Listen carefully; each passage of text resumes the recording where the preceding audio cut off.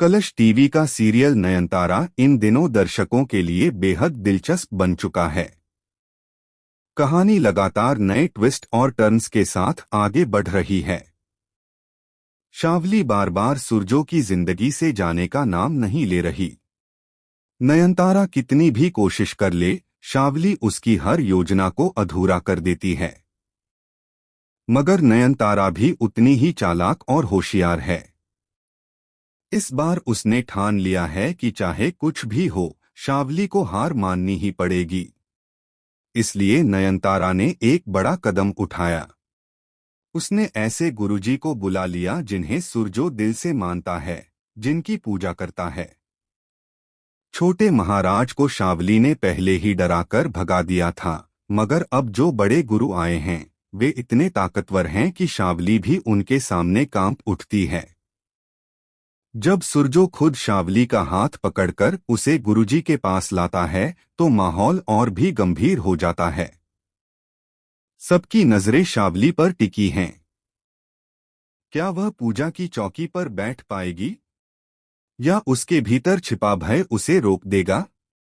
शावली अपने मन में ठान चुकी है कि वह नयनतारा के सामने हार नहीं मानेगी। उसकी कोशिश यही है कि किसी भी तरह सुरजो की जिंदगी से उसका रिश्ता न टूटे। मगर इस बार हालात अलग हैं।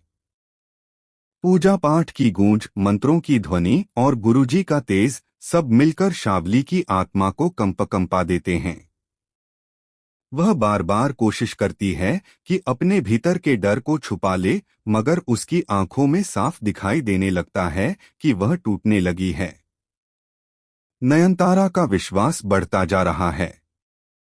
उसे लगता है कि उसकी मेहनत रंग लाने वाली है।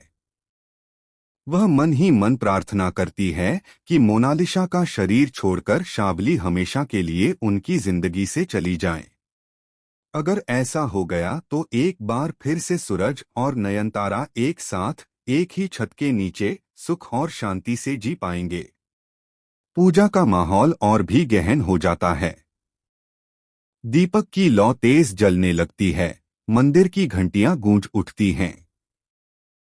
हवा में अगरबत्ती की खुशबू फैल रही है। सुरजो पूरी आस्था के साथ मंत्रोच्चार सुनता है और शावली का हाथ मजबूती से पकड़े रहता है, जैसे वह उसे किसी भी हाल में बचने नहीं देना चाहता। शावली के चेहरे पर पसीना साफ दिखने लगता है। उसकी सांसें तेज हो जाती हैं। उसके भीतर का भय बाहर आने लगता है। गुरुजी आंखें बंद कर मंत्र जपते रहते हैं। तभी अचानक शावली जोर से चिल्लाती है, मुझे छोड़ दो, मैं यहां नहीं रह सकती। सब लोग चौंक जाते हैं। सुरजो उसे और कसकर पकड़ लेता है। नयनतारा की आंखों में चमक आ जाती है। शायद यही वह पल है जिसका उसे लंबे समय से इंतजार था। शावली बार बार छूटने की कोशिश करती है। उसकी चीखें पूरे घर में गूंजती हैं। कभी वह गुस्से में आ जाती है, कभी डर से कांप उठती है। यह दृश्य इतना डरावना हो जाता है कि बाकी लोग भी सहम जाते हैं। मगर सुरजो हिम्मत नहीं छोड़ता। वह गुरुजी के सामने झुककर कहता है, गुरुदेव, इसे इसके असली रूप में ले आइए। हमारी जिंदगी बर्बाद हो चुकी है, हमें बचा लीजिए। गुरुजी गहरी आवाज में मंत्र पढ़ते हैं। पूरा माहौल अलौकिक हो जाता है।